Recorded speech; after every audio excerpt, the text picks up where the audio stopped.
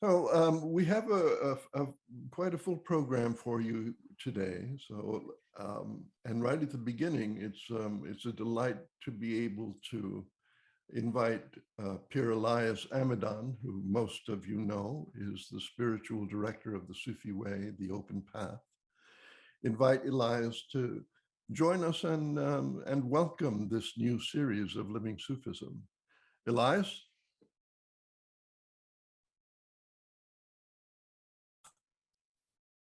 Got it. Hello, everyone. Thanks, Paran, and thanks all of your collaborators for carrying on this exploration of beloved community, making it not just an inspiring notion or concept, but making it alive in our hearts as we meet like this and as we go on about our lives after our meetings. One of the aspects of Sufism that has drawn me to it and helped me to feel at home in its wide open approach is its dedication to the awakening of spirit in action. And in fact, originally our tariqa, our school, was called the Sufi Way of Action by Murshid Fazl. And it's dedicated to this confluence of the transcendent and the immanent, let's call it, and how our recognition of the oneness of being, the wadat al-wajud, opens us to the radiance of love. And that radiance brings both delight and healing to our experience of the immanence, let's say, of the manyness of being. So the title of this season's Living Sufism expresses this perfectly, the reaching out, reaching in, love, love in a divided world. And as we learn to relax and rest in our essential nature, in the ground of being, we've come to realize that the world is not divided on an ultimate or essential level. That there's also no division really between inner and outer. And yet, here we are right in the midst of apparent division, up and down, here and there, you and me, and all the divisiveness that we experience and witness in the world. And so if there's no inner, in and out, what is this reaching? Reaching in, reaching out.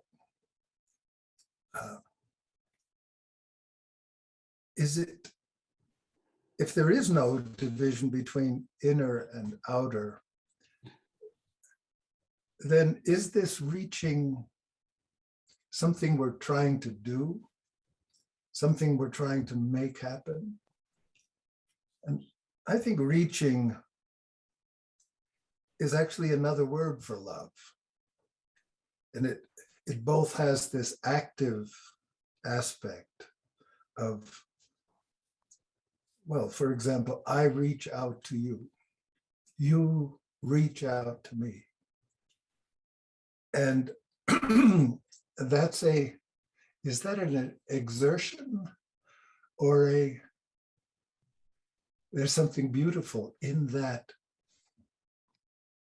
in the reaching across apparent otherness. And then there's this other aspect of the word reaching, which, at least in English,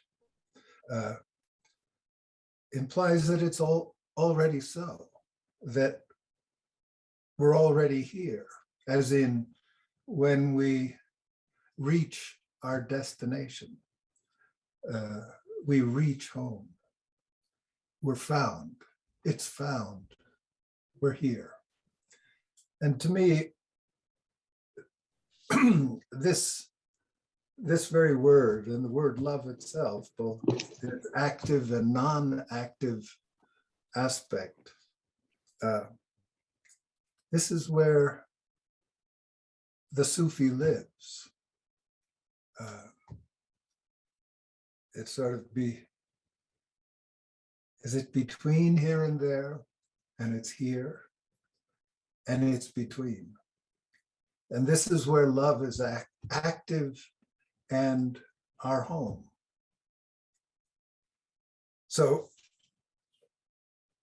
whether that may make any sense to you, I hope it does a little bit, because this is the wonderful paradox that Sufis live in, this contradiction of the transcendent and the immanent. And so I look forward to this journey of living Sufism this year, during this season, and with all of its reaching out and reaching in and being here together.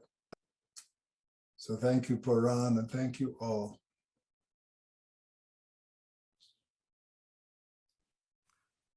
Thank you, Elias. I think you point to precisely the conundrum that we're facing in reaching out, reaching in. On the one hand, how could the world be anything other than perfect as it is? On the other hand,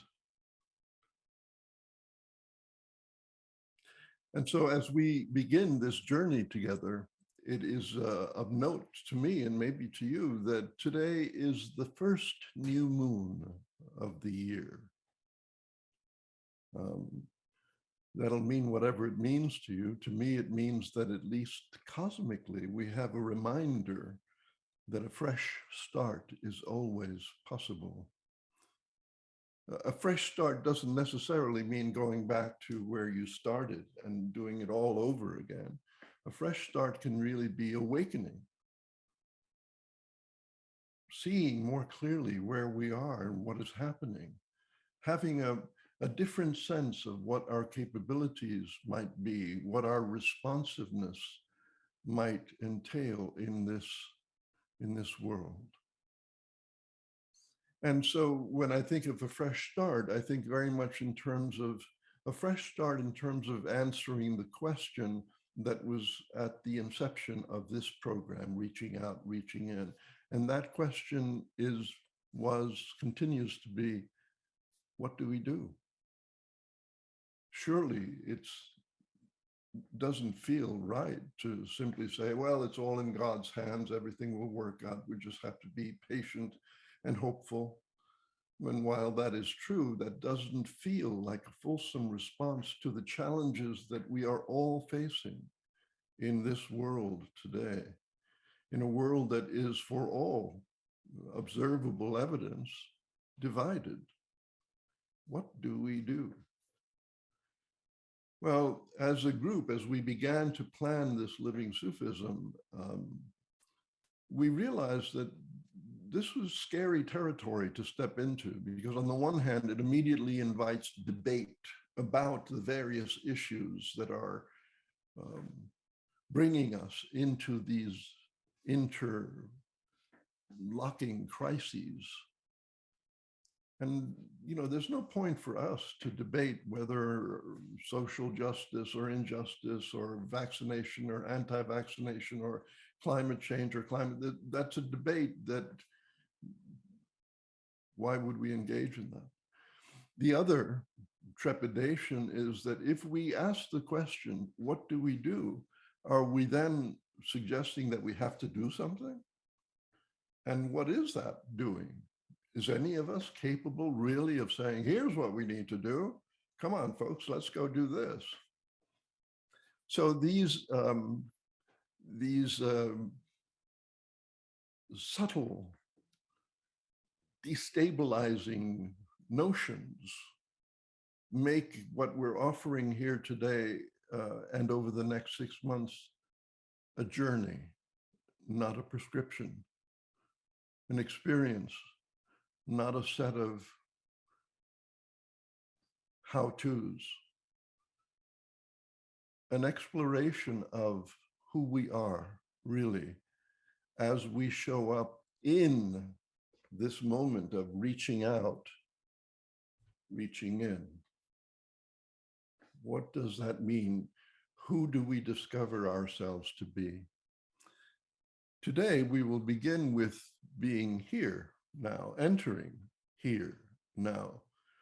And in a moment, to make us all present, we'll have a sort of go around of the group of curators, the team of curators that put together and continues to put together this program. It's a way of introducing ourselves to you so that we can begin to have meaningful interaction. And then we'll focus on the actual work of getting present, of becoming present, because surely if we're going to engage such a question like, what do we do? How do we live Sufism in this world? We're going to need to be where we are rather than in some hypothetical yonder. So that's the plan for today. We will probably go somewhat longer than we had anticipated, especially as this is the first one. We're kind of feeling our way through this. I also should mention that at the heart of this journey is the idea of engagement, of doing, of action. At the same time, as Pierre Elias has pointed out, there's a subtle trap that one can fall into, thinking that the answer is in doing. Well, no, we're not suggesting that you have to do anything. However, we're pretty sure that unless we do, unless we engage with the world around us, unless we engage creatively, lovingly, not much is going to happen. So as we begin our journey, let's begin with a series of images that might help set the frame for us. I'm going to share the screen and put on a brief series of images for us to enjoy.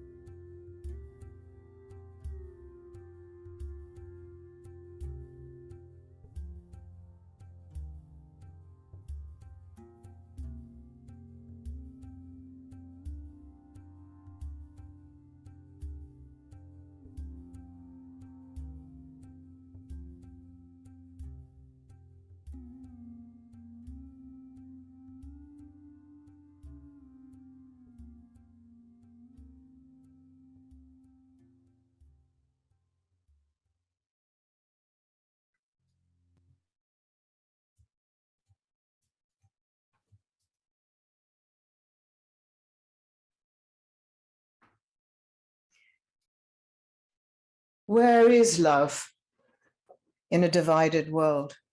Where is it to be found? How do we love in all this?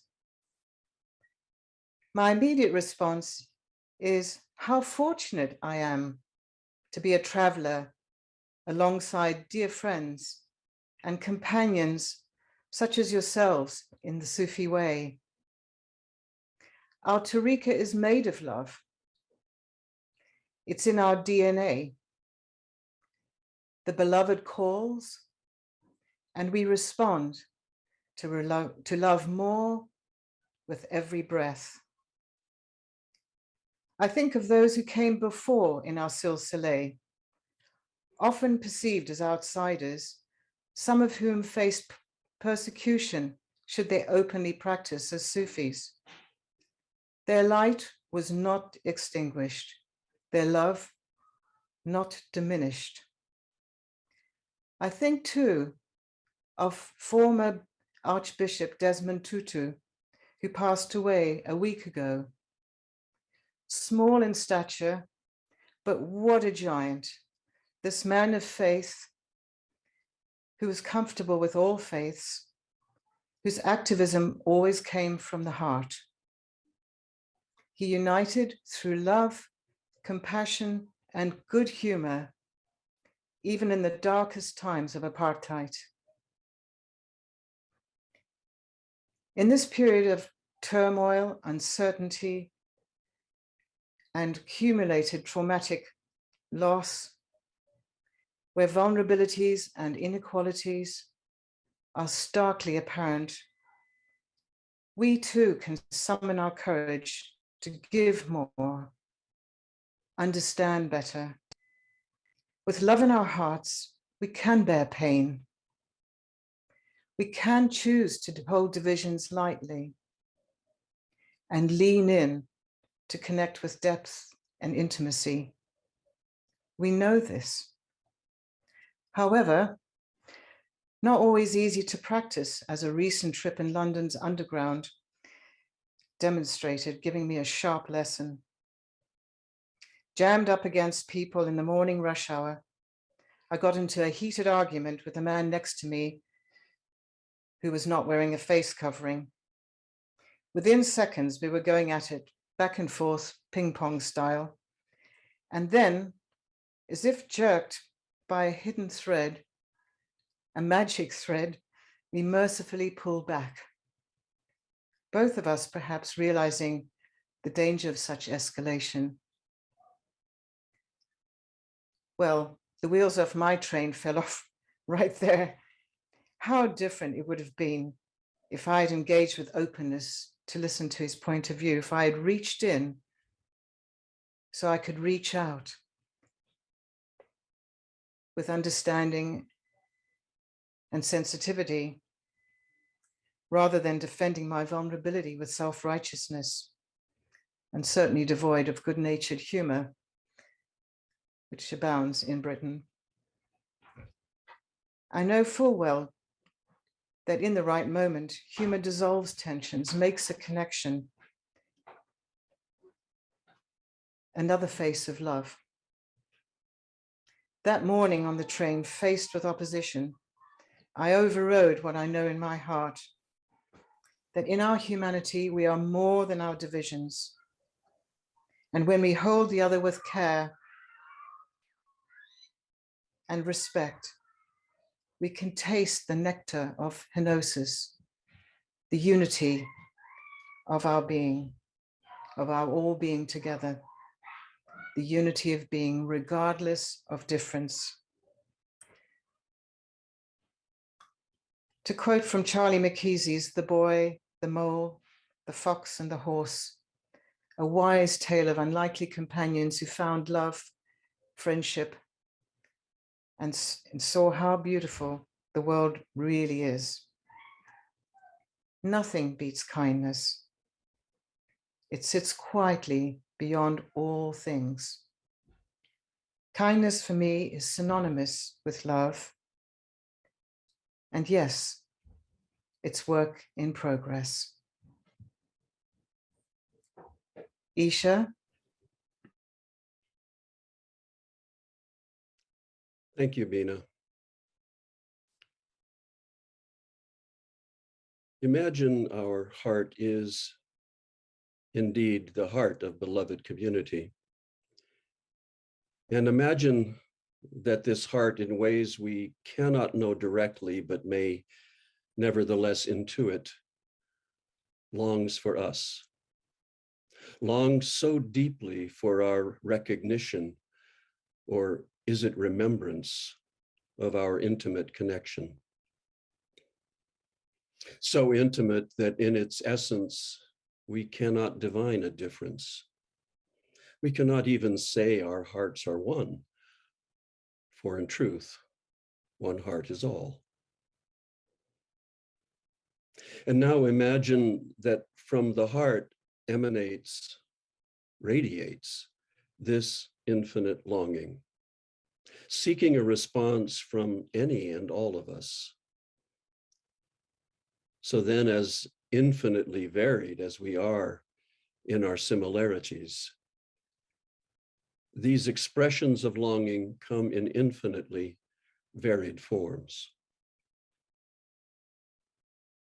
And finally, imagine that in this world within which we find ourselves in this time which is not forever, but is always, in this time, which is not forever, but is always, we are given through this longing of the heart a desire to know, a need to ask questions which can lead us in circles of infinite boredom and confusion, or may lead us, each in their own way, to an answer, an understanding, a revelation that will unite our mind that calls and our heart that responds.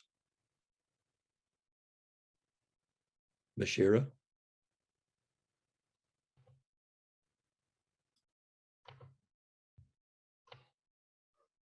Thank you. We're all faced with a thorny world right now, and we're so lost in the brambles that it feels hopeless that we'll find a way out, let alone a way to love our enemies. But what is this love we're speaking of? Isn't the very presence of a divide an expression of the tragic disconnect so many in the world are feeling, of not belonging somehow to the whole? We here are fortunate in having ways to reconnect through practices, teachers, and programs like these, which facilitate a sort of reaching in. Beloved community emerges, a precious resource not everyone has access to. And many of us have found that feeling secure in our connection inspires us ultimately to reach out.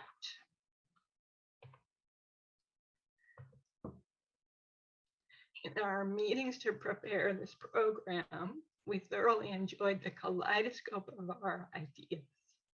Every new contribution added to or deepened the whole. It illustrated for us that we don't exist only as discrete points of view. There's always the mysterious and often sacred in between, a nucleus we all belong to. We're eager to bring you all into the vibrancy of the beloved community that is available to us here. One of the things we spoke about at length was love's call and response. Because what lies behind the urge to call or respond, if not a longing for connection? As Coleman Barks puts it in his rendition of Rumi, listen to the moan of the dog for its master.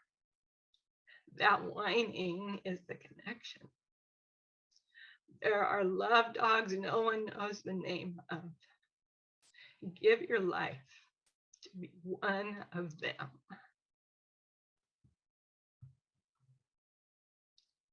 Gabriel. Thank you. My poem on love in a divided world. I saw the worst that humans do to each other in the Holocaust of the Second World War, a store window with bodies piled to the ceiling. I've also seen some of the best, random acts of kindness, altruistic sacrifices. We live in a divided world, bigotry, racism, inequality, but that isn't new. New divisions arise from climate change, killing our earth, pandemics, and their restrictions.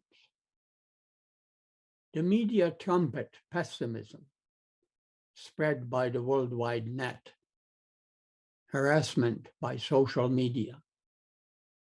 But many of us, lots of groups, committed to making this a better world. I'm part of the interfaith movement, interspirituality, pluralism, working towards unity. We're all members of one human family, sisters and brothers. We can't live with those hatreds. Universal Sufism teaches us love, harmony, and beauty. Deep down in our spirituality, we find unity in diversity. Unity in diversity. We can love our neighbor and love ourselves. Reach out, reach in. Angelica? Thank you. Hello. I welcome this opportunity to address the living question of how to let the state of love emerge through our divided inner and outer worlds. I appreciate our impulse here to acknowledge the painful human experience of suffering as a result of separation from each other, often due to different lived beliefs and values. Suffering at the hands of each other when we act from an identification with a fixed belief or from a drive for power or oppression. Suffering also at the hands of ourselves when we judge ourselves inside and distort ourselves in the face of our internal and difficult, unwanted emotions. These types of human suffering feel so real, but used well, they can offer us a transformational pathway towards a state of more real and deeper love. And it is literally heartwarming to realize the deepening of the state of love that emerges from the struggle of a rupture and the consequent search for a state of being that can embrace this rupture and allow for a movement towards vulnerability, healing, and reconnection. In Rumi's words, out beyond ideas of right and wrongdoing, there is a field. I'll meet you there. When the soul lies down in that grass, the world is too full to talk about.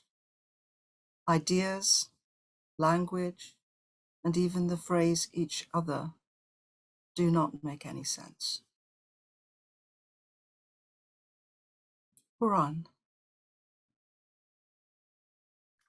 Thank you. So in a program called Living Sufism, the notion of love in a divided world might generate in us an imagination that we're talking about some sort of exalted divine love. Maybe we are, I don't know, but I think it's much simpler than that. The love that we're seeking to allow to emerge, as Angelica just said, is much simpler than that. The love we seek is the love of a kind gesture, even a simple gesture of holding a door open. The love we're inviting into our lives is the love of kindness and compassion, not on some grand scale compassion for the whole human race. If you can do that, by all means, but compassion for your neighbor who's having a hard time shoveling the snow this winter. Compassion for your teenager who doesn't understand what it means to be a grown-up in this world. The love we're talking about is much simpler love. It's the love of paying attention to how you feel in the morning when you have that first glass of water and you feel the gift of life coming into your body. That moment, that's love. The love that brings you to this gathering, the sense that there are people around you in your life and here, connected through those who are connected to you, who can help you feel the sense of meaning and support and, God willing, grace that is available all the time through simple acts of kindness, of listening, of being aware. This notion that the love we're seeking is everywhere was very vividly given to me on Christmas Eve. My youngest daughter, Odessa, came from the West Coast to spend Christmas here with us. And since Christmas Eve is also the birthday of my son, Sylvan, who's also here, she was preparing a wonderful meal for his Christmas Eve / birthday meal. And she was happily in the kitchen making this gorgeous lamb. And I stepped into the kitchen and there, playing on her laptop on the counter, was the movie Love Actually, which is her favorite Christmas movie. And in that moment, it was absolutely true that love actually is everywhere. Trace? Thank you.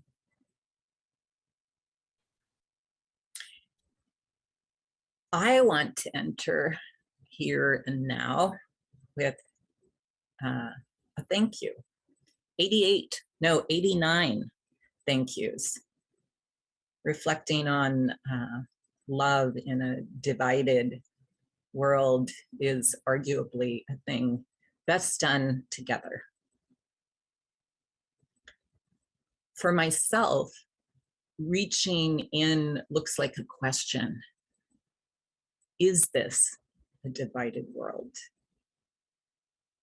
That seems in great part up to me. What if, rather than divided, it's a world of far more complexity and multiplicity of perspective than we've been willing to account for? I think of Earth sustained as a whole, not despite, but by way of the very diversity of its numberless elements. Plus, for all our differences, there's at least one thing we earthling humans have in common. Perhaps not what we love or value, but that we love. And that for us, life holds meaning. How would it be, I wonder, to relate to that? Difference, not as division, but as an abundance of love and meaning, all of it somehow indispensable, all of it somehow instrumental. all of it somehow, you know, holding this whole thing together. What if difference isn't actually the problem, but somehow our good fortune? There's a Zen koan, a teaching riddle that goes like this. One monk asks, when times of great difficulty visit us, how shall we meet them? The other replies, welcome. And so we welcome you.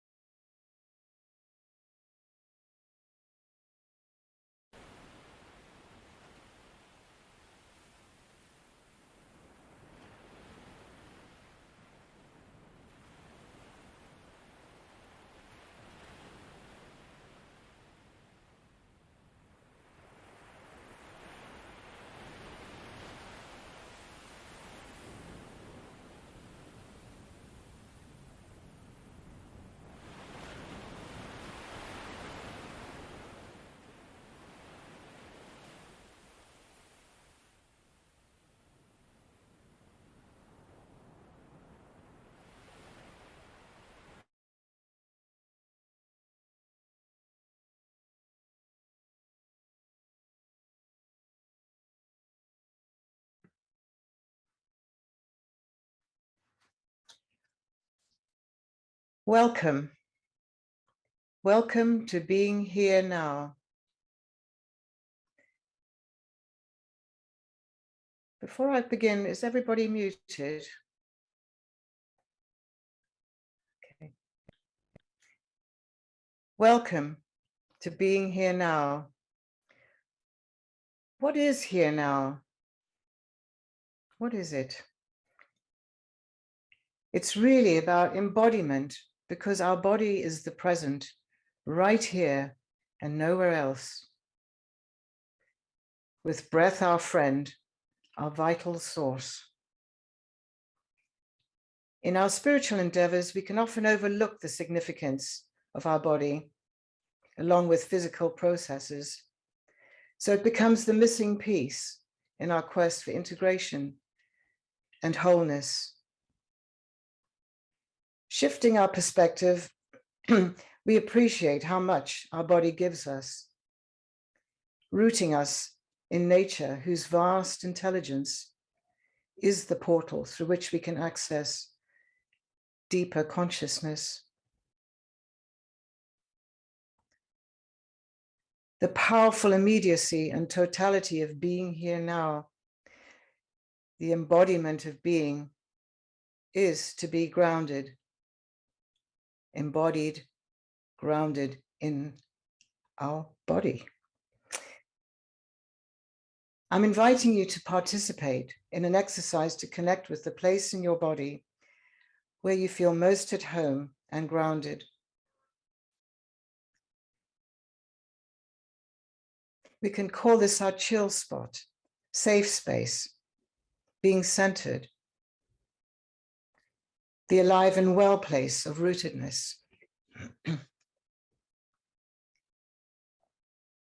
Before we begin, take a moment to get settled and comfortable.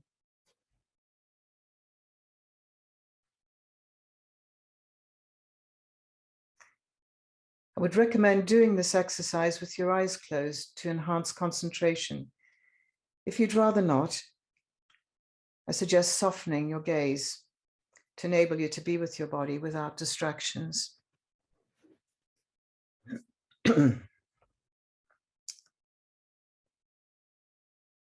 Let's start by waking up the body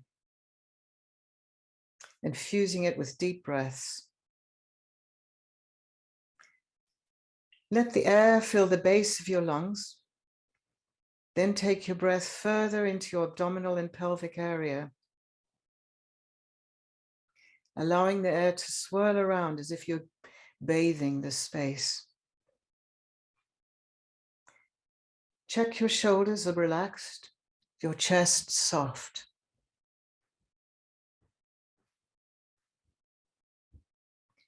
Some call this 360 degrees breathing because you are filling both front and back with your breath. Low abdominal breathing also helps to strengthen mind-body connection. So it's all good. Do this about 5 times, each time taking your breath further down through your torso, into your limbs, right down to your extremities.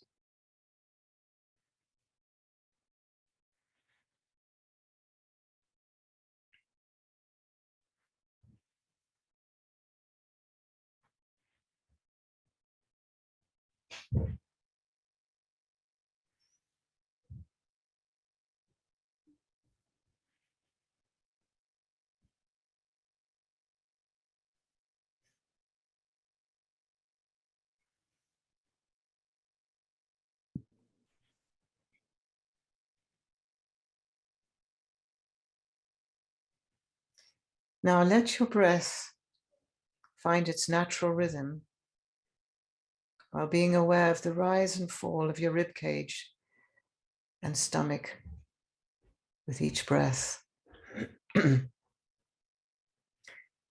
Breathing in nourishes and energizes.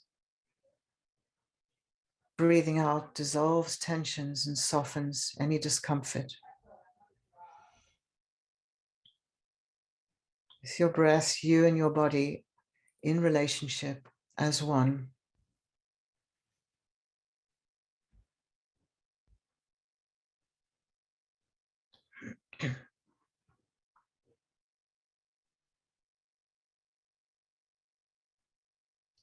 With your body awake, let's tune in to the senses.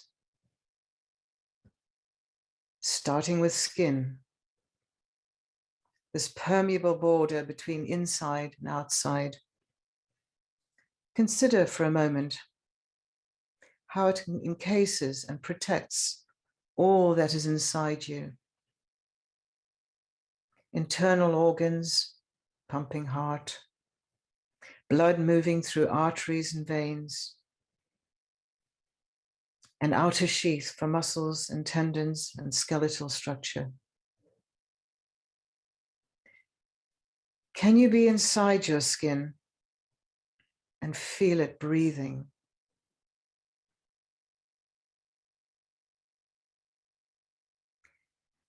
Notice the feel of clothes on your skin, your garments meeting skin. How the air meets the hairs on your arms, or the soft hairs on your face.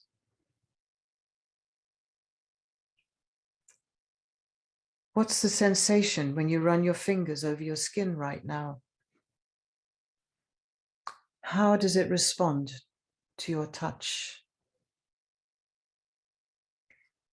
Perhaps you can recall that feeling of skin to skin with another. So primal, skin to skin.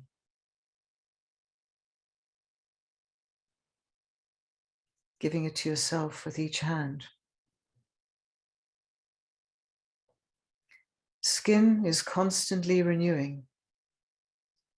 Wow, the stories it has held, which are being continually shedded. Just consider for a moment how your skin sheds and lets go, let goes.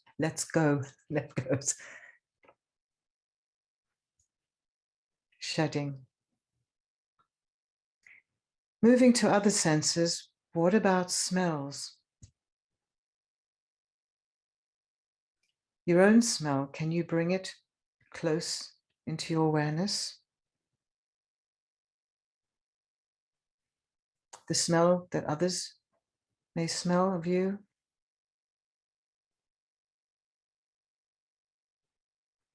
Is there a particular smell you detect in the air around you in this moment? Here, now.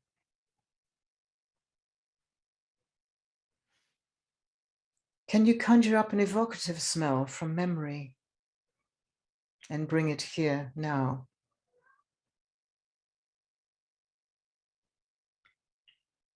Notice the sensation of taking a particular smell in through your nose and letting it enter into your throat, into your mouth, then into your throat.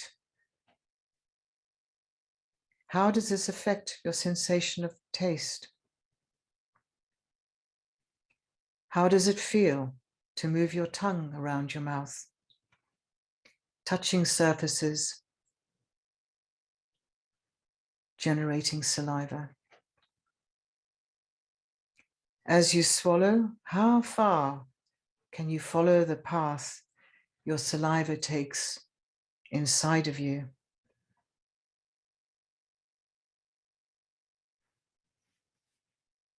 Bring your attention now to sounds around you.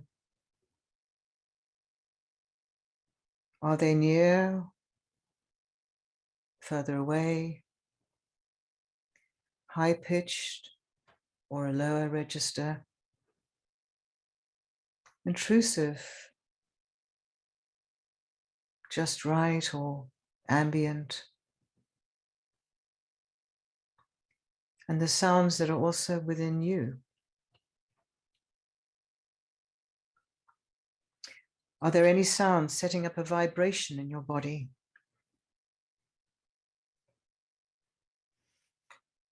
Let yourself make a sound such as humming or oohing, allowing yourself to feel the vibrations, experiencing your body as an instrument.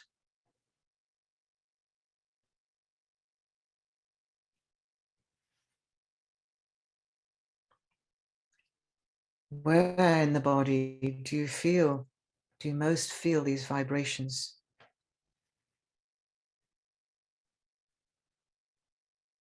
How is this affected by the pitch of your hum? What's it like to take it as low as you can?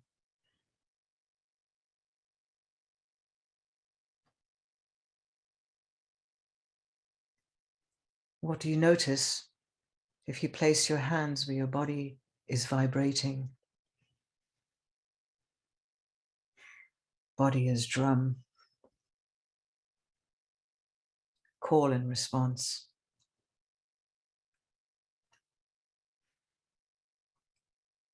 Filling your body with deep breaths.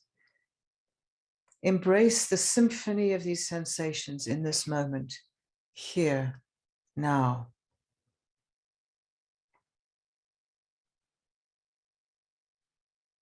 The touch on your skin, sound, taste, smells, all of it. Immersing yourself in the awareness all these different senses offer you. Notice what it invokes in you right now. This is all yours. Allow you to celebrate the ground of your being in this fullness, this embodied expansiveness.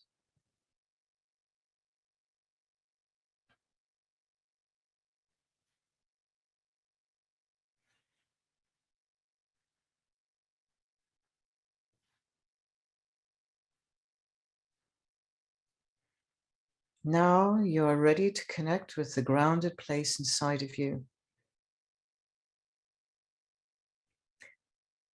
Soften your breath. Let it be tender. And bring it back to its natural rhythm.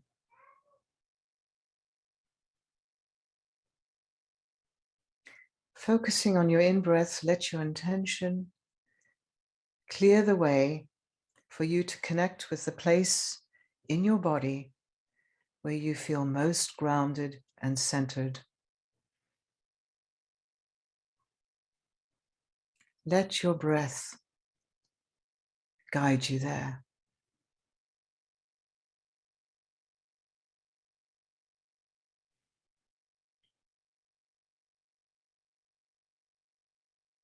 Like a tracker with a night light on a midnight plane.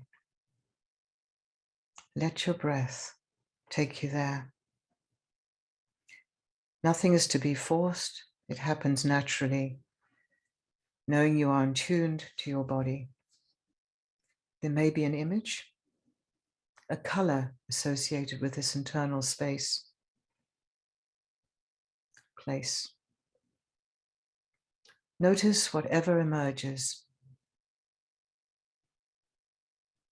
Let your breath infuse this place and nourish it.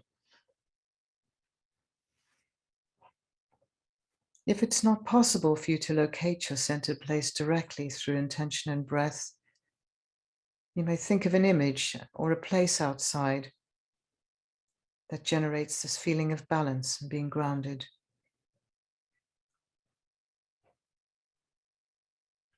Place of beauty, perhaps you have visited or imagined, an image that represents these qualities. You can use the image or scene and bring it inside, taking it to the place in your body which feels most receptive.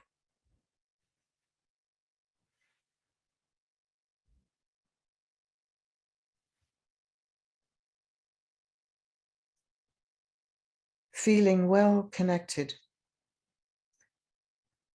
to this place inside of you. Allow a gesture to emerge so you can anchor this experience kinesthetically.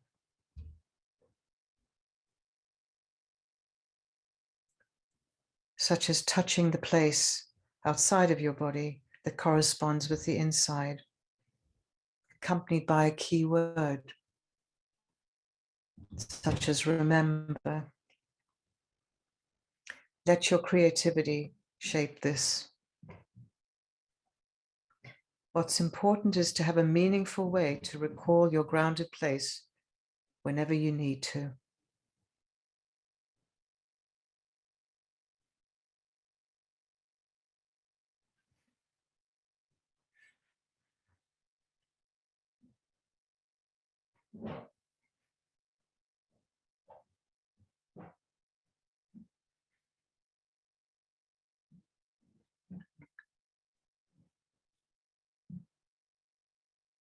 By creating your touchstone, you've made a direct pathway so you can activate or locate at any moment this place and experience being grounded and centered.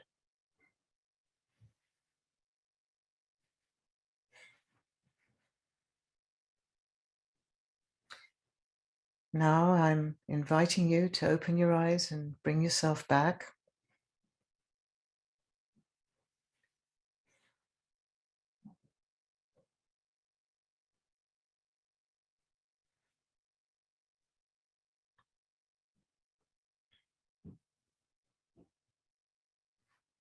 Welcome again.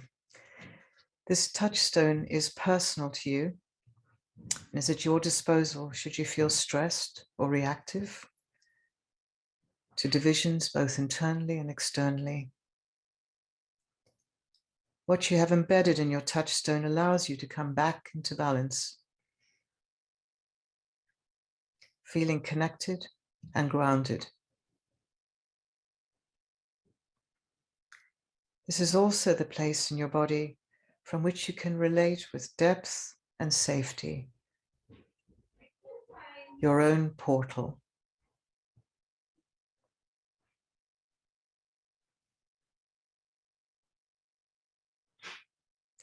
Thank you for participating.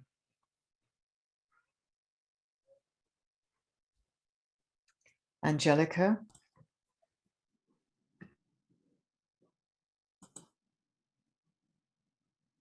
Thank you, Bina. Thank you.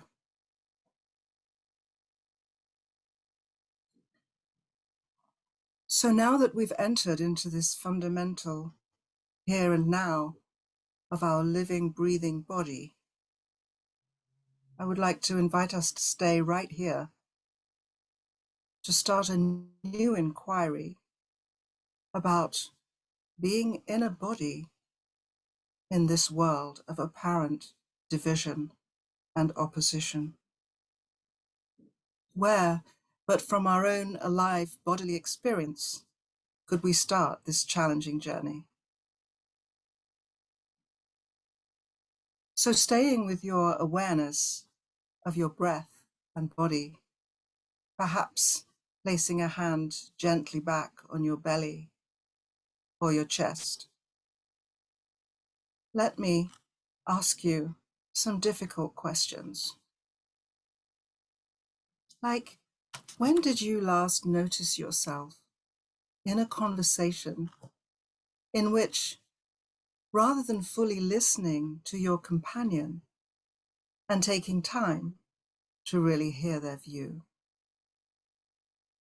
you found yourself mentally rehearsing your own view whilst waiting for the speaker to stop so that you could get your piece in? And when did you last, maybe a little too quickly, withdraw, even give up on a friendship with another because of their different worldview, perhaps about a global issue, a gender or racial bias that just seemed so fixed, or just a family falling out, but without seeking the courage in yourself to ask more about their point of view and what it meant to them?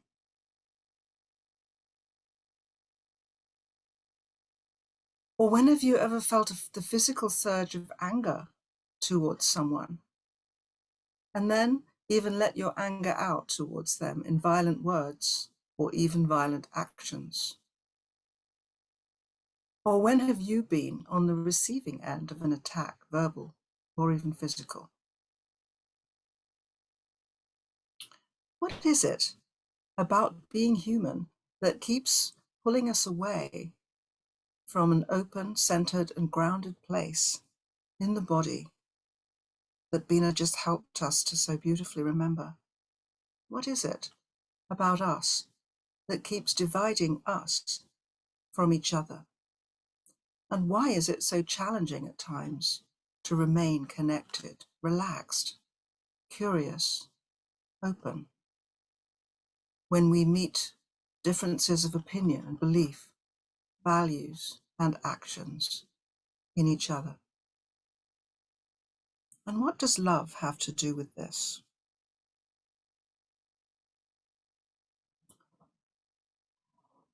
If love is open-heartedness, of listening and action, then at the best of times we find this state with our loved people and groups. Here we enjoy feeling from within our shared stories, our shared views, which offer us an easy sense of belonging and trust. But the rubber hits the road when we're faced with a significant difference of opinion, especially if it is from a person or a group that we love and feel that we really belong with. The presence of polarized views and actions from people we love on a subject that really matters to us can be confusing, upsetting, make us withdraw, feel fearful, frustrated, angry. This cherished sense of belonging with its identity can be replaced suddenly and unpleasantly by visceral alarm in the belly.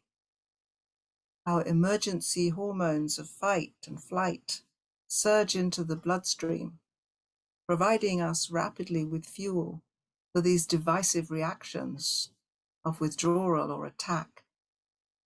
Our sense of safety can disappear, and life becomes rapidly about survival. This is an animal and indeed an all too human event. And it's okay. It's part of how we're made and how we have indeed survived through the millennia. But it's not the whole story. The next part of the story I would like to suggest, requires internal and external work. The work of using these states of division well. The work of love. If we're awake, we can respond to these divisive internal states and to our divisive relations in the world as being a call for the challenging practice of love in the face of difference.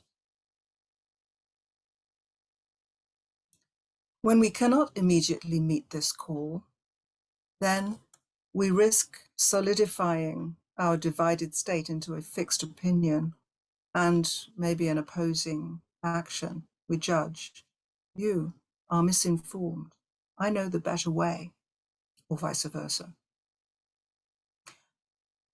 But at times when we can feel the call to practice listening, curiosity, humility, kindness, with courage in the midst of division, then we have the possibility of a transformational pathway in which the felt rupture of divided fields within and between us can be simply a portal into a deeper and more real shared field of love. So I'd like to now guide us, if I may, through another exercise in which we reach into our body again, and this time we explore how we may respond there to the challenge of this call. You might want to have a quick stretch or a stand up for a second and then seat yourself comfortably, take a deep breath, lowering or closing your eyes again so that you can start to bring your attention inwards. Once you're seated, place your hand gently again on your belly or your chest or somewhere that's comfortable but that's in contact with your body, welcoming back this sense of embodiment. And this time, run your attention lightly through inside, down the central line inside, starting at your jaw and your throat, and then going down into your chest, your solar plexus, and then into your guts.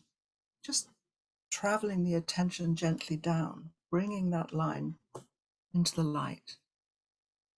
Now, invite to mind some experience or another that you have had, an experience of a division of opinion with someone in your life. It was maybe a social or political issue, getting vaccinated, not getting vaccinated, a painful family disagreement, misunderstanding with a close friend, something else, whatever comes to mind. Whatever emerges, now gently invite the body memory of this experience. What did this division feel like in your body? Indeed, what does it feel like now as you revisit this place? Just sit patiently, openly, watching curiously inside. Welcome what emerges into your evenly hovering attention. Try not to discount anything that emerges. Maybe thoughts, imagination, emotion, body felt senses, memories. Trust that it is all relevant because it has emerged. Returning often, though, to the body.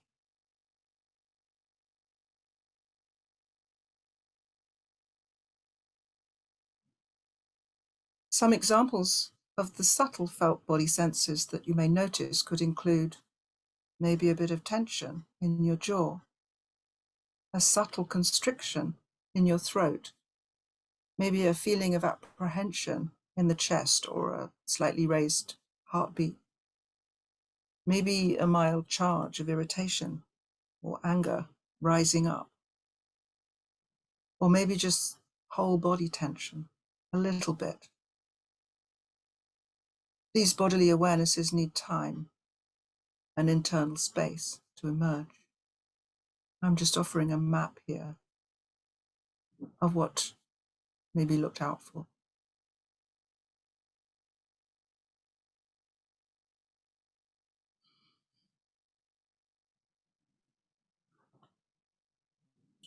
Now you might turn your awareness, remaining in this practice, to any impulse to action that may have been evoked, an impulse to action inside, such as an impulse to separate yourself and withdraw from the other, to the known place of your own familiar story,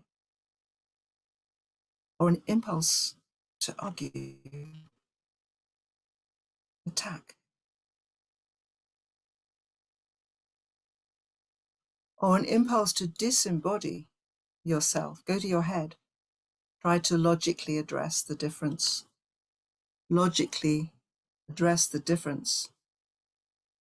analytically, in an attempt to prove yourself right, at least in your own head.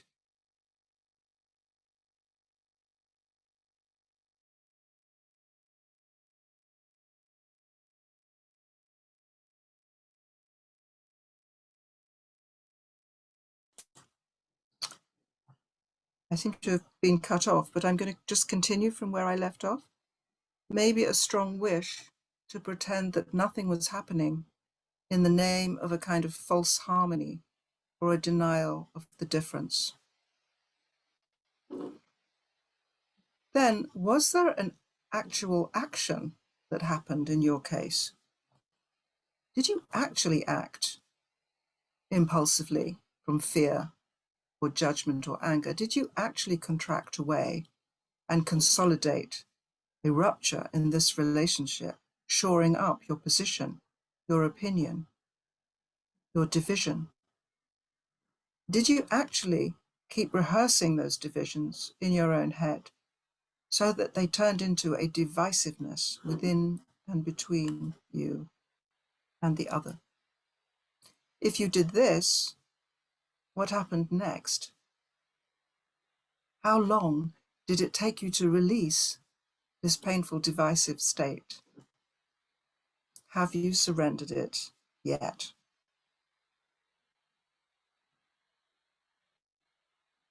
Staying just a little longer in this exercise, let's look into what an internal surrender in your body of your divisive state might have felt like.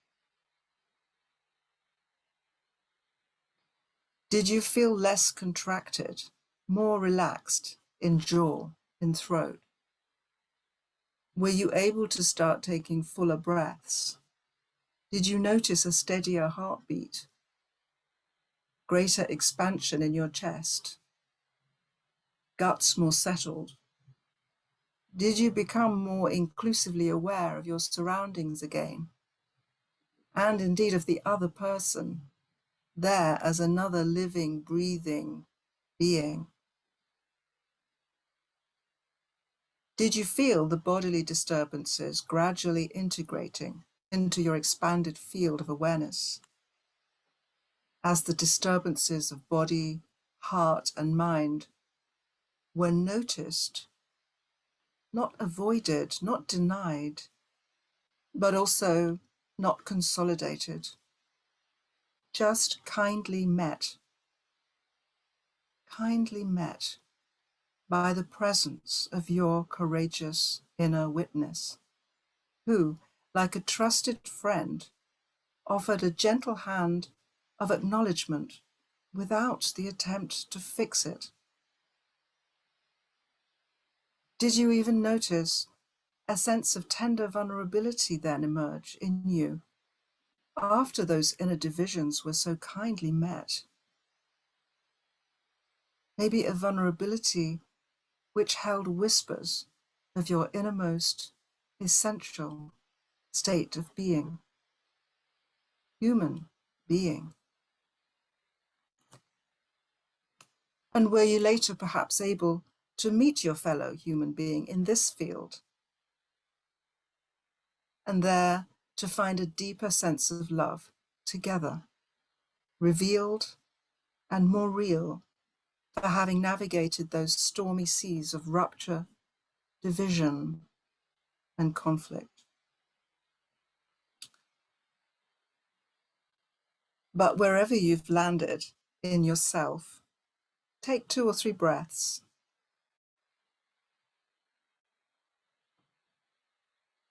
So at the end of this practice, and as we open our eyes, I wonder if there's been a chord struck within you whilst following any of these words, perhaps a chord of recognition in relation to a painful division in your life, or perhaps a chord of remembrance of what else may become possible as we enter this journey together now towards the challenges of love in a divided world.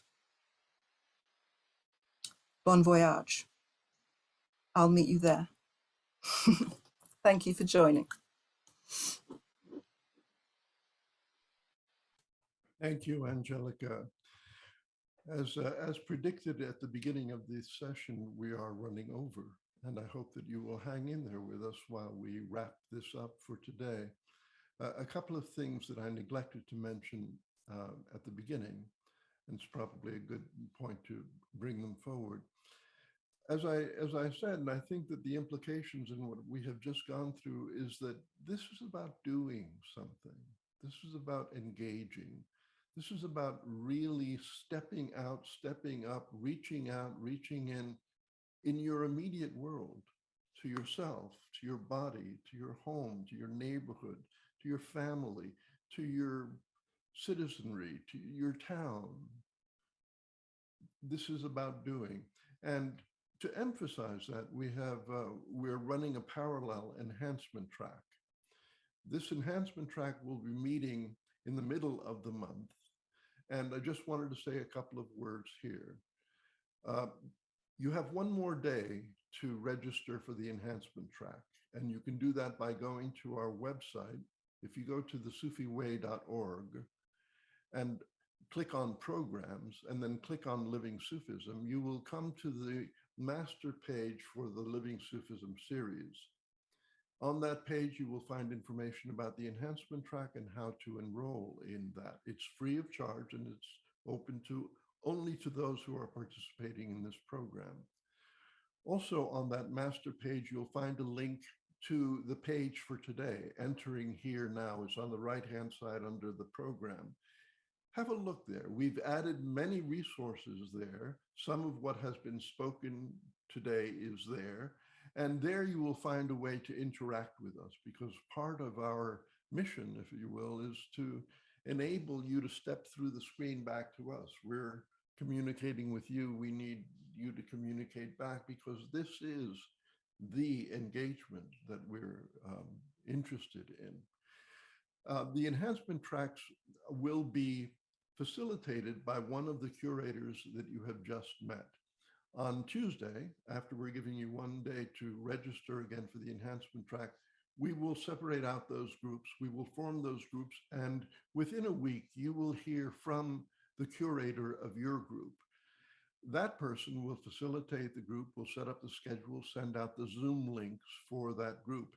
And you have some flexibility within your group to set a date and a time that is feasible for you. As we have done it to begin with, we're suggesting a Tuesday evening in the middle of the month at around 7:30. But again, depending upon the timing of the group that you're in, you might want to change that to another day or another time. You'll be discussing that with the curator who facilitates your group. Hope you will take the opportunity to engage, we're going to try to keep these groups small so that we can really work together on something. The idea is that we don't just meet and talk, but we actually support each other as we seek to engage, as we seek to find the pathways of love in a divided world.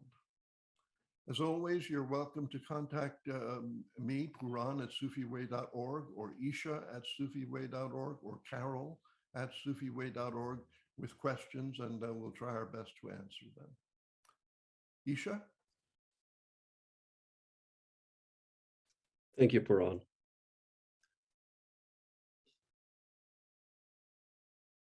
As this first Sunday of Living Sufism comes to a close, just a couple of quick reminders, reinforcing a few things that Puran just said. The recording of this session will be available at the end of the week. You'll receive an email letting you know when it will be available for you to access. As Puran said, the web page for this Living Sufism can be found by going on, very specifically, going on to sufiway.org, selecting programs, then clicking on Living Sufism. Then on that main Living Sufism page for this year, over to the right, you can click on Entering Here Now, and that will bring you to the specifics of where we are, in fact, today on this first Sunday. Excuse me. As Puran said, this webpage will include additional material, exercises, or chillas to consider working with if you wish. And it is at this webpage that we can hear from you directly about your experiences thus far. The beginning of that webpage includes these words: as we embark on this living journey along Sufi trails, we will look at the challenges facing our world through the lens of curiosity. What is it in the nature of being human that has brought us to the crossroads of a divided world? And what in our nature will bring our world together again? There is a linearity, a causality implicit in these words. It is only because we are human that we are able to devise and divine our stories. Entering Here Now contains all of this, doesn't it? Entering speaks of action, engagement with life. Here brings us into this space. Now brings us into this time. Here, now, this is where we lose and find ourselves, where we explore this nature of being human, this curiosity of ours which raises questions, seeks answers.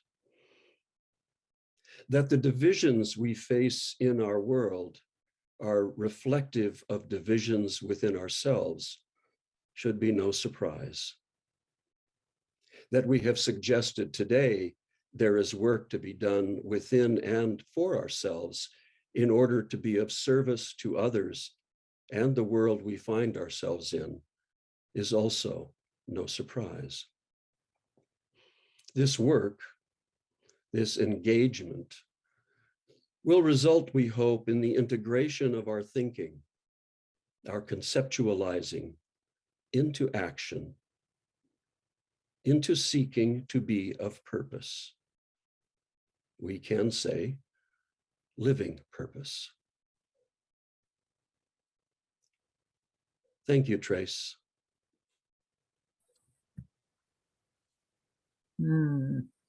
Happy.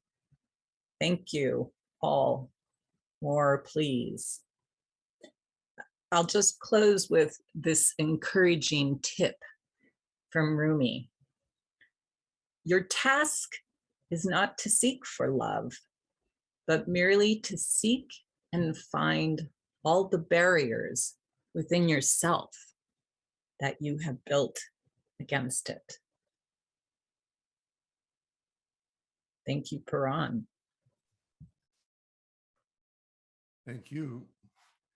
A friend sent a link to a music video that his daughter had sent him recently. And the refrain in that wonderful, lively exuberant video was, be good to those you love and love everyone alive. Thank you, Angelica. Thank you. I simply very much look forward to this important journey together of reaching in so that we can reach out into our friendships and into this beloved community with a refreshed sense of skill and of the urgency and immediacy of the question at hand. Thank you, Gabriel. We can love our neighbor. We can love our neighbor, and we can love ourselves. Reach out, reach in. Happy New Year to all. Thank you, Bashira.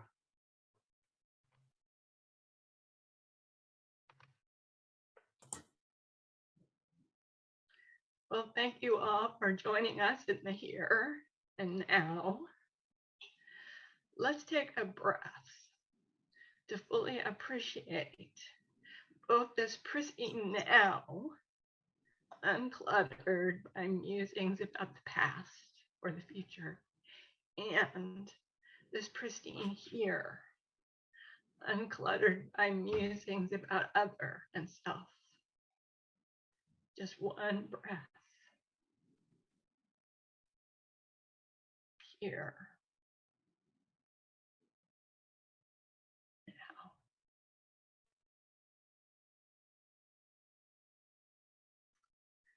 Thank you, Isha. From Hazrat Inayat Khan. The divisions of one into many are caused by light and shade. And if we look keenly into life, both within and without, we should realize clearly that it is one life, one light, which appears divided and made into many by different shades. Thank you, Bina. Wow, what a feast with all these scrumptious dishes. Thank you all. Being grounded in our body, self-awareness through the lens of curiosity, being kindly met, inquiry without judgment, trust in doing our being, reaching in, reaching out, being of service, but first looking at ourselves, guided by love, always love. And above all, knowing we are supported in our beloved community. We really are. Thank you all for being here. Thank you all for participating. May you be well.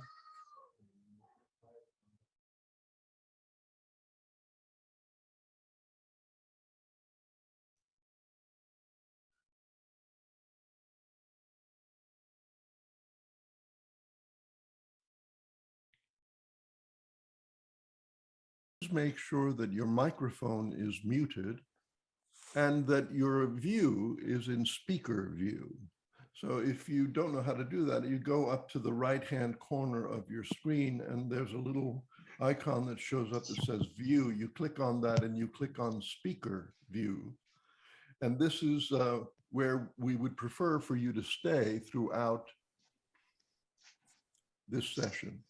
So throughout the whole time, please stay with your mics muted and in speaker view.